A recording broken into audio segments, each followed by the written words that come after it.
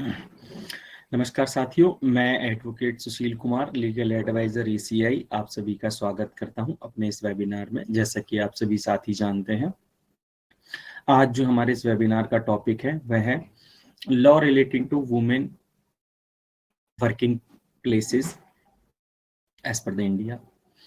अर्थात मतलब कि जो वर्किंग वुमेन होती हैं उनके वर्किंग प्लेस को लेकर जो कानून इंडिया के अंदर बनाए गए हैं वह कौन कौन से हैं। तो बहुत सारे आप जानते हैं कि हमारे इंडिया में बहुत सारे लॉज हैं, बहुत सारे कानून हैं, लेकिन हम शुरुआत करते हैं। तो पहला जो कानून वो ये है, the prohibition of sexual harassment of women at workplace act 2013। दूसरा है women and the labour laws, the maternity benefit act 1961, the factories act 1948, the equal minimum wages act 1948।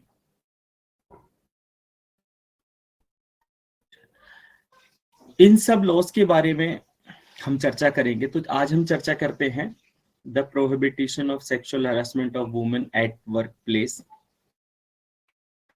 2013।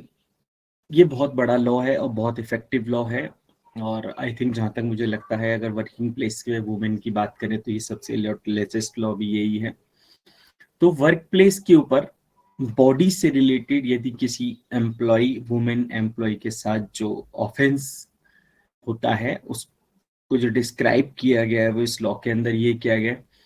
यदि कोई किसी को फिजिकल कांटेक्ट करता है, कोई मेल पर्सन किसी लेडी को, वर्किंग लेडी को फिजिकल कांटेक्ट करता है, डिमांड करता है उससे सेक्सुअल रिलेशन की फेवर करने के लिए, या फिर आपत्तिजनक कोई ऐसे इशारे करता है उसको तो सेक्सुअली गलत माने जाते हैं। यदि उसको प्रोनोग्राफी दिखाता है, मतलब जिसे हम जनरल भाषा में ब्लू फिल्म्स कहते हैं, या फिर कोई और मूवीज जो कि पॉर्न है, या फिर उसको आते जाते कोई सेक्सुअल कमेंट्स करता है, ये सब, या फिर कमेंट करता है, या उससे कोई सेक्सुअल फेवर मांगता है, तो इन सब ऑफेंसेस को इस एक्ट के अंदर ऑफेंस माना गया है। इस तरह के कृत्य या कार्यों को ऑफेंस माना गया है।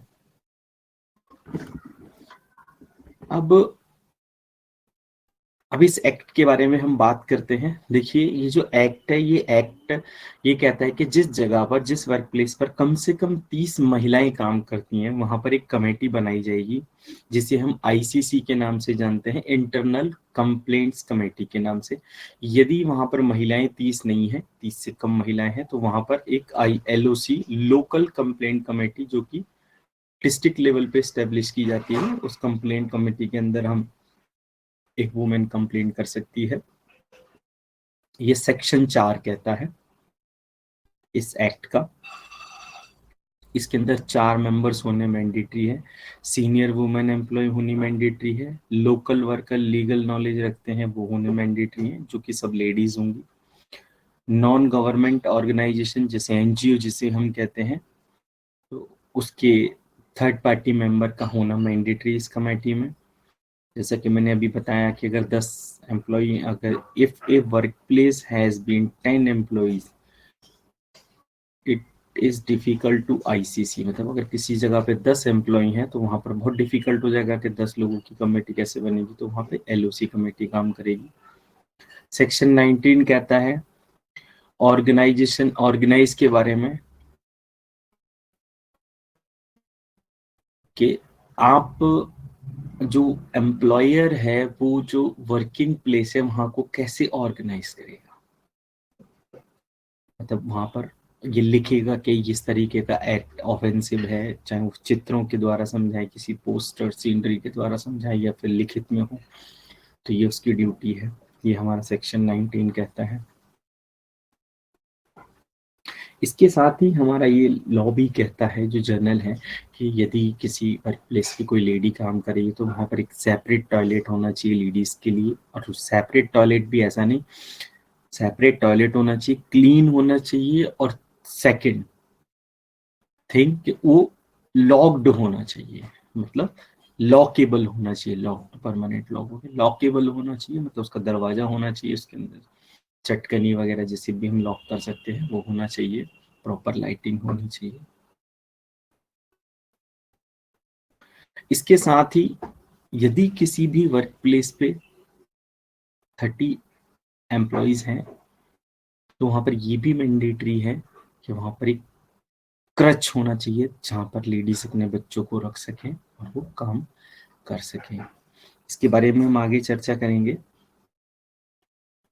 अब इसके बाद ये बताया गया कि अगर सपोज करो किसी महिला ने कंप्लेन कर दी बिफोर आईसीसी कमेटी के, तो उस कंडीशन में जो कंप्लेंट है वो 3 महीने के अंदर करना मैंडेटरी है लेडी के लिए, जिस दिन वो ऑफेंस मेड आउट हुआ। यदि 3 महीने किसी वजह से चले जाते हैं तो अनदर 30 मंथ्स वो एक्सटेंड हो सकती है, मतलब 6 महीने के अंदर की जा सकती है विद द रीजंस। क्या रीजंस थे? इसके बाद आईसीसी के लिए ये मैंडेटरी प्रोविजन है कि वो 90 डेज के अंदर अपनी रिपोर्ट फाइल करें, कंप्लेंट के ऊपर क्या एक्शन लिया गया राइटिंग में। और यदि वो कंपनी आईसीसी है, सॉरी जो कमेटी आईसीसी है, तो वो अपने एम्प्लॉयर को भेजेगी, और यदि वो कंपनी मतलब कमेटी एलओसी है तो वो गवर्नमेंट को भेजेगी जिसके थ्रू उसको कॉन्स्टिट्यूट किया गया है। इसके साथ ही ये सेक्शन 15 हमें ये भी बताता है कि जब कंप्लेंट के ऊपर एक्शन ले लिया जाएगा तो जो कमेटी अपनी रिपोर्ट फाइल करेगी उस रिपोर्ट में या तो वो रेस्पोंडेंट या एक्यूज को दोषी करार देगी, तो उसके लिए वो अपनी रिपोर्ट फाइल करेगी एम्प्लॉयर के पास, कैसे दोषी करार दिया जाता है या नहीं दिया जाता अपनी कमेटी में, कि हाँ इसने ऑफेंस किया था या नहीं किया था। फिर एम्प्लॉयर उसके ऊपर एज पर लॉ डिसीजन लेगा जो कि कानून उसको प्रोवाइड कराता है। यदि किसी व्यक्ति किसी लेडी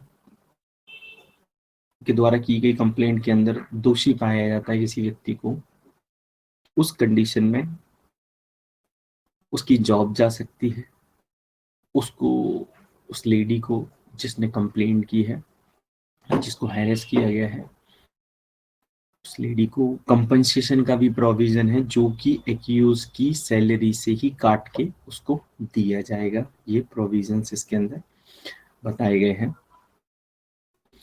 तो जैसा कि हम सबने अभी दोस्तों देखा, जो वुमेन्स के लिए जो लॉ बनाने की जरूरत इसीलिए पड़ी क्योंकि उनके साथ बहुत ज्यादा अत्याचार होता था वर्क प्लेस में, तभी इस कानून को बनाने की जरूरत पड़ी जो कि सन 2013 में बन के लागू हुआ। इसके बारे में डिटेल्स में अगर हम किसी दिन जाएंगे तो मैं एक सेपरेट सेशन लूंगा क्योंकि ये बहुत बड़ा टॉपिक हो जाएगा। साथियों, इसी के साथ ही मैं आज अपने इस वेबिनार को यहीं पे स्टॉप करना चाहूँगा, और अगर हमारी कोई लीगल क्वेरी है तो उस लीगल क्वेरी पे हम डिस्कशन करेंगे। अब से जो हम टाइम स्टार्ट हमारा होता है वो डिस्कशन का टाइम स्टार्ट होता है, तो प्लीज़ आप अपने क्वेश्चन आंसर्स मुझे बताएं। यदि आपकी कोई प्रॉब्लम है तो बताएं, हम उस पर डिस्कस करेंगे। Yes please.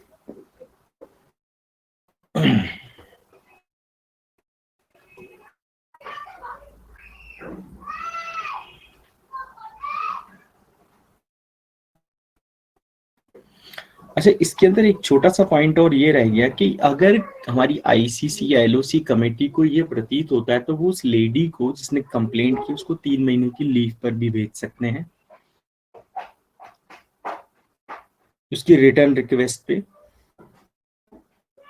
या फिर उसको ट्रांसफर कर सकते हैं किसी दूसरे वर्क प्लेस पे। जैसे अगर ऑर्गेनाइजेशन बड़ी है तो यहाँ की जगह उसके ऑफिस को शिफ्ट कर देंगे, उसको कहीं और शिफ्ट कर देंगे। ये भी प्रोविजन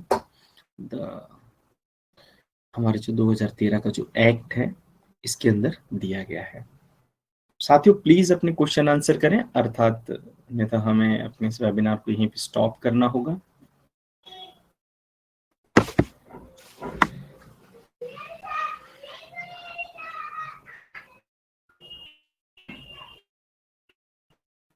चलिए साथियों, जैसा कि मैंने देखा कि आपके पास कोई क्वेरी नहीं है, कोई प्रश्न नहीं है, तो आज के लिए हम इस वेबिनार को यहीं पे समाप्त करने की आज्ञा चाहेंगे। आप सभी का बहुत बहुत धन्यवाद। नमस्कार, शुभ रात्रि, जय हिंद, जय भारत।